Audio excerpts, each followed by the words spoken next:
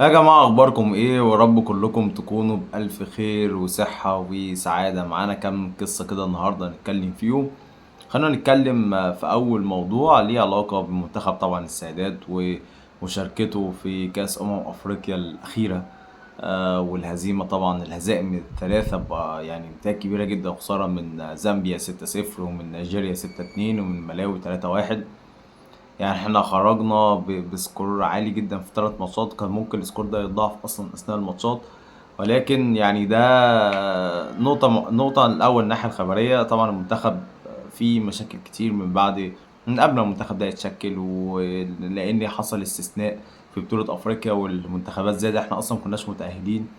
فلما تأهلنا فلما يعني الكاف اختارنا ان احنا نلعب في البطولة، بقينا من خلاص بقينا متأهلين. فجه جهاز فني، فالوقت كان ضيق، فالناس اشتغلت كان بقيادة طبعا كابتن محمد كمال. والمستقبل بقى الجهاز ده مش واضح يعني بعد كأس الأمم، ولكن على الأرجح يعني الجهاز ده مش مكمل وهيجي جهاز تاني، خاصة بقى بعد الكلام اللي طلع في يعني بنات طلعت وقالت إن في مجاملات وكلام كده من هذا القبيل يعني. ولكن نتائج منتخب السيدات هياخدنا لنقطة مهمة أنا دايما كنت بتكلم فيها، يعني خاصة على الفيسبوك عندي. هي فكرة الاستثمار في المنتخبات. احنا عندنا منتخبات، وهندخل دلوقتي برضو في قصة تانية ليها علاقة بالقصة دي. احنا عندنا استثمار في المنتخبات دي. بقت منتخبات أولاد وبنات رجال الأعمال والكباتن وأصحاب النفوذ والناس اللي هي ليها يعني علاقات في كرة القدم. فبالتالي طبيعي إن يكون ده منتخب السيدات. احنا عندنا دوري ضعيف جدا في السيدات يعني. عندنا اصلا احنا النشاط ده اصلا احنا في مصر ما بنعرفش نشتغله صح، ولكن هو موجود لان طبعا ده الزامي من الاتحاد الافريقي، ده واحد عشان خاطر الرخص والكلام دوت للاتحادات يعني. دي حاجة. تاني حاجة ان فيفا طبعا بيلزم ان انت يكون عندك نشاط للكرة النسائية، وبيديلك دعم 750 الف دولار لمليون دولار بيوصل. فانت محتاج الرقم ده يعني، خاصة ان انت هتصرف ربعه. يعني يوم ما تيجي تصرف ربع على النشاط الكرة النسائية يعني، فبالتالي انت الرقم ده هتوفره وانت هتكون محتاجه يعني. فاحنا بنعملها استثمار، لكن ومفيش دوري بيطلع لاعبات، ما عندناش حاجة. فللأسف أي منتخب للكرة النسائية لمصر ناشئات بقى منتخب أول هيلعب، هتكون النتيجة وحشة للأسف يعني، لأن احنا ما عندناش تخطيط للكرة النسائية بشكل عام في مصر. فطبعا يعني المجاملات في الاختيارات او ما فيش قاعدة للاختيار، فده طبعا النتيجة تكون بالشكل ده يعني. طيب ده هياخدنا برضو لنقطة منتخب 2009، منتخب كابتن حسين عبد اللطيف. كابتن محترم جدا وجهاز فني محترم جدا وعملوا نتائج كويسة الفترات اللي فاتت، ونجحوا ان هم يقودوا المنتخب ده لكأس العالم. ولكن برضو يعني هم برضو شغالين في ظروف صعبة، المتاح برضو مش كتير، اللعيبة المميزة مش كتير. ليه؟ لأن الفئات السنية ديت بقت مليانة مجاملات في الأندية. فبالتالي ولاد كذا وولاد وابن فلان وابن علان وابن الكابتن كذا وابن.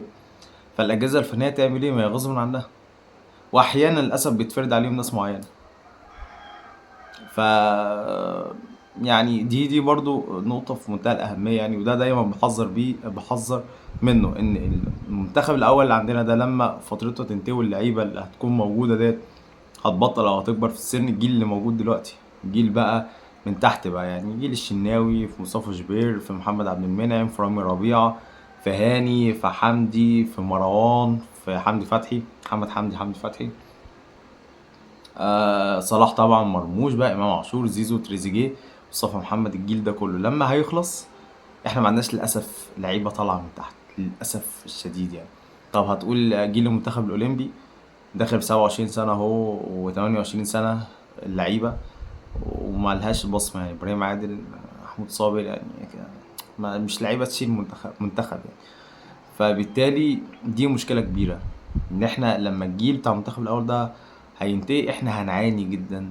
فعشان كده لازم نبني ولازم نعالج الاخطاء اللي بتحصل من تحت قوي.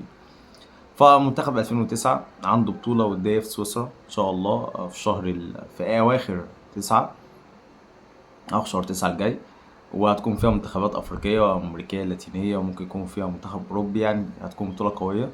ومنتخب هيدخل معسكره من 10/9، أو يعني من 7/9 في الفترة دي يعني، ويبدأ بقى إيه يشتغل لغاية البطولة يعني. وعنده كأس العالم من 11 في شهر 11 اللي جاي. منتخبنا بيلعب في المجموعة الأولى مع بنما ومع قطر ومع اليونان، مجموعة في المتناول جدا، وإن شاء الله نروح لبعيد في كأس العالم. يعني احنا كان عندنا منتخب 2008 بقيادة الكابتن أحمد الكاس، وصلنا اللي كان فيه حمزة عبد الكريم، اللي منه حمزة عبد الكريم طلع لبرشلونة، وصلنا دور 32 قدام سويسرا وخسرنا وخرجنا يعني.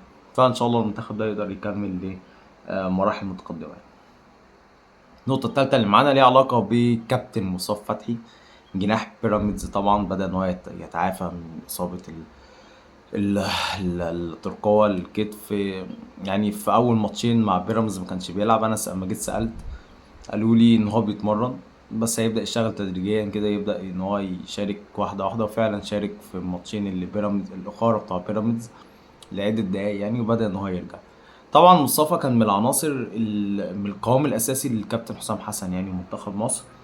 يعني كان دايما هو البديل الأول لمحمد صلاح من وجهة نظر الجهاز الفني يعني. فلما أصيب وبقى وظهر هيثم حسن في المكان دوت، وطبعا موجود زيزو ف يعني مصطفى الأول كان فكرة إن مثلا إن أنا أخف وأرجع أشارك وألعب وأرجع منتخب على طول، لكن دلوقتي مش هتبقى موجودة. دلوقتي هو لازم يعني يثبت نفسه بشكل قوي جدا جدا جدا عشان يقدر ان هو يرجع منتخب تاني. لان انت عندك هيثم حسن بدأ يعني، خلاص هيثم انت في الماتشات الجاية هتكون محتار صلاح هتوظفه في مركز تاني، وعشان هيثم يلعب، لان هيثم كواليتي اوروبي، كواليتي عالي جدا الصراحة يعني. ولسه صغير وهينطلق ورايح لخطوة اكبر في اوروبا، نسبة كبيرة راح سيلتيك طبعا. فبالتالي لا يعني ده ما كان موجود في المنتخب. عندك صلاح في الحته دي، وعندك زيزو في الحته ديت. وهتقول لي طيب يا احمد، ما مصطفى فتحي اشول فيلعب، وليه زيزو مش زيزو؟ يا جماعه موضوع زيزو مختلف عند المدربين. موضوع زيزو يعني زيزو بالنسبه للاهلي، حتى لو ارقام مش عاليه، مع ان ارقام يعني ساهم في 11 جول الموسم اللي فات في الدوري بس، ولكن لو احنا هنتكلم كمدربين او كاستراتيجيه او كاي حاجه، اللعيب بيبقى مهم جدا في القوام الاساسي. ليه؟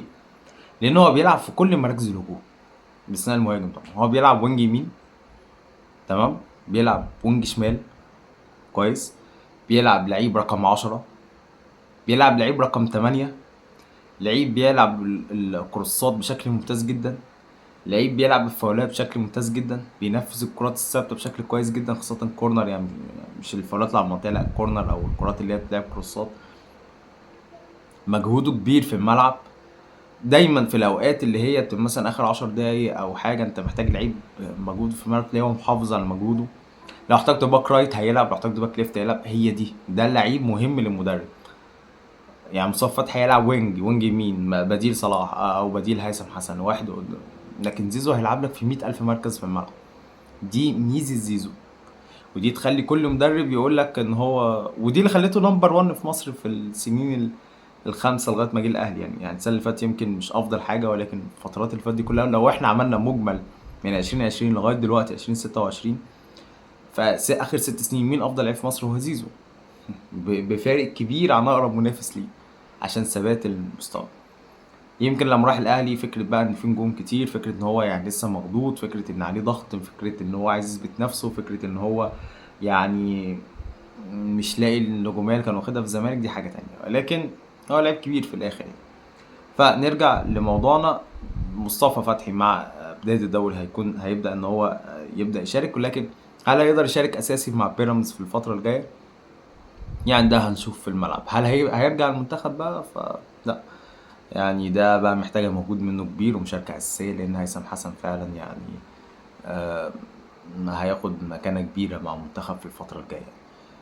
ده الفيديو بتاعنا النهاردة، وهشوفكم في فيديو جديد إن شاء الله. السلام عليكم.